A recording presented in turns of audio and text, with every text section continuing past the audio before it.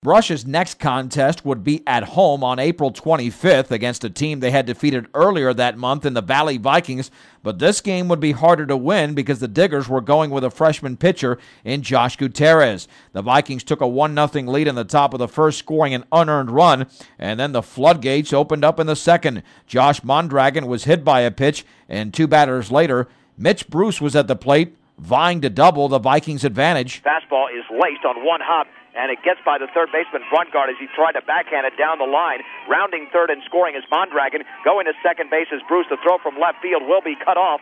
We'll call that a run-scoring double for Mitch Bruce, and Valley leads 2-0 as that ball was laced. Valley got 3 more hits in the inning and scored 4 more runs for a 6-0 advantage, and then they put the game away in the 4th inning with 1 down. Jacob Kern singled, Isaac Mora walked, Cameron Salazar was hit by a pitch to load the bases, and that sent up Guy Blanco. Gutierrez looks in. He will wind with the bases loaded and turn and fire. Breaking ball, grounded third baseman into left field by the diving Brungard. 1 run scores. Around third is Mora. He will sprint towards home plate. It's a 2-run single for Guy Blanco. Valley 8 and the Beetdiggers nothing. And the next hitter was Josh Mondragon. 1-0. Fastball is lifted up very high and very deep to left center. Muniz ranges. He jumps. It is a 3-run homer as Muniz leaped with that glove resting on top of the fence, and it went over the fence. 11-0 Valley on the 3-run blast from Josh Mondragon. Jacob Kern added a 5th-inning home run. Valley went on to the 12-0 victory as Chad Bowdendistel got the win. The Beetdiggers had only 1 base hit. That was a single from James Ginther in the 2nd inning as they fell to 12-5 on the year. The Beetdiggers would be back on the diamond less than 24 hours later on April 26th in Ray against the Eagles in the opening game of a doubleheader. They loaded the bases in the top half of the 1st inning with 1 down, and up came James Ginther. Ginther settling back in. The Beetdiggers, in case you haven't heard us all year, with an all-right-handed hitting lineup, and he swings and pops it into right field. Should be a routine play. Ranging over to his left is Kurtz. He'll make the catch. Tagging up is Okeson. The throw is going to be offline, and that'll be a sacrifice fly.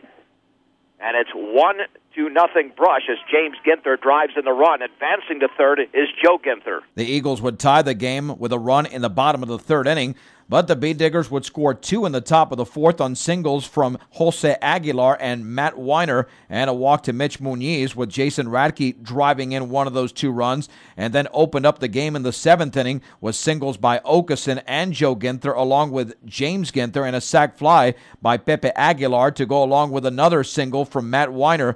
Diggers went on to the 6-1 victory as Weiner allowed just 1 hit and threw just 69 pitches to get the win, while Bryson Lassiter threw 22 pitches and recorded the save. The Diggers improved to 13-5 on the season and 7-0 in the Northern Division of the Patriot League. In the 2nd game of the doubleheader on April 26th against Ray, the Beetdiggers discovered that excellent hitting can make up for sloppy defense. Jason Radke led off the game with a single and would score an unearned run. In the top of the 3rd, Radke doubled, and up came Brett Okeson. The pitch swung on line into right field. That is a base hit. Gutierrez will sprint and touch home plate on the Brett Okeson run-scoring single, and the Beetdiggers lead 2-0 here in the 3rd. After Joe Ginther grounded it out, Adam Brungard was ready to muscle up. The 0-2 pitch coming once again. Brungard swings and drills a fly ball into deep left field, and that is going to be a 2-run blast for Adam Brungard. The Beetdiggers have doubled their advantage. They lead 4-0 for Brungard, his first home run of the year, and it came on a hanging breaking ball. James Ginther then walked. Pepe Aguilar hit into a fielder's choice, and then Bryson Lassiter was vying to duplicate Brungard's effort. 3-2, swung on and driven high and deep to right center field. The ballpark, no way, will hold this one. It is a 2-run blast for Bryson Lassiter. The Beetdiggers lead 6-0. Ray responded with 2 runs in the bottom of the 3rd, half of them coming on a Ty Kirst home run. In the top of the 5th, the Beetdiggers put the game out of reach as James Ginther singled. 2 batters later, so did Bryson Lassiter. Mitch Muniz drove in a run on a fielder's choice. Tomas Perez then singled, giving Jason Radke a chance to hit. The wind and the pitch. Radke swings and grounds it up the middle. That's into center field for a base hit. Here comes Lassiter. He scores. Muniz rounds third. He will score. Heading to third is Perez. Going to second is Radke. It's a 2 RBI single for Jason Radke, and the Beetdiggers are in the lead 9-2. And they were hardly done as Brett Okeson walked. Joe Ginther reached on an error after Adam Brungart was retired. Up came James Ginther. And the 1-2. Breaking ball is lined into left field to the right of the third baseman for a base hit. Joe Ginther will round third. He will score on the RBI single from James Ginther. The Diggers have a lucky 7 in inning number 5. They lead 13-2. The Beetdiggers did commit 4 errors, but had 12 hits and 13 runs in a 13-3 win in their regular season finale for head coach Mark Muniz. We feel good about what we've done today. We were 8-0 in the division. We're division champions. We finished with a 14-5 record, and that's a lot to be proud of, and we want to keep moving. Jason Radke got the win, striking out 8 and allowing just 4 hits in 4 innings. The opening game of the Patriot League District Tournament took place from Sunset Park against the Highland Huskies on April 29th, with Beetdigger starter Jason Radke running into some major trouble in the opening inning. Michael Guerrero, Joey Rahurick, and Jason Martinez all singled to load the bases.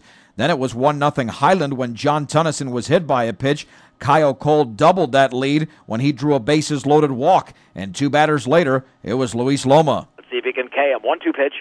Swung on line into right field. On comes Perez. It's going to land for a base hit, and it's going to deflect off his right leg. 1 run scores. Here comes Tunnison around third. He will score. It's a 2-run single for Luis Loma.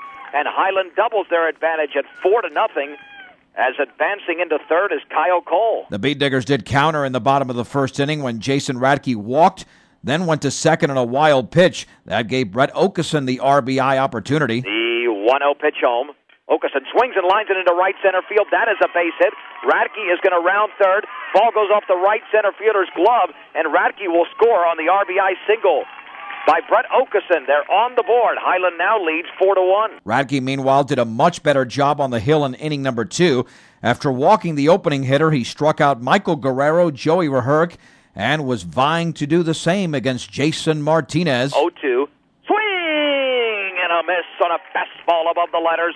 He strikes out the side, and the inning is over. 4-1 was the score in the bottom of the third inning with 2 down, nobody on, and Adam Brungart at the plate. 1-1 pitch.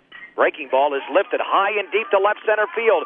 The ballpark will not hold that baseball. It's a home run for Adam Brungart.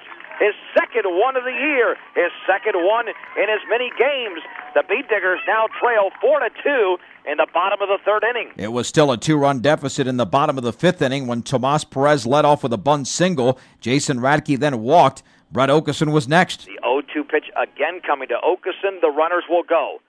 Call strike 3. Throw to third is a little bit high and down the left field line. Perez is racing for home. The throw is going to be late as Perez stands in, and he scores. And the Beetdiggers have closed the gap to 4-3. Radke has a stolen base of second. That'll be an error on the catcher Tunnison, and there is 1 down here in the bottom of the 5th inning. A base hit by Joe Ginther would deadlock the contest. Ginther is 1 for 2. The pitch.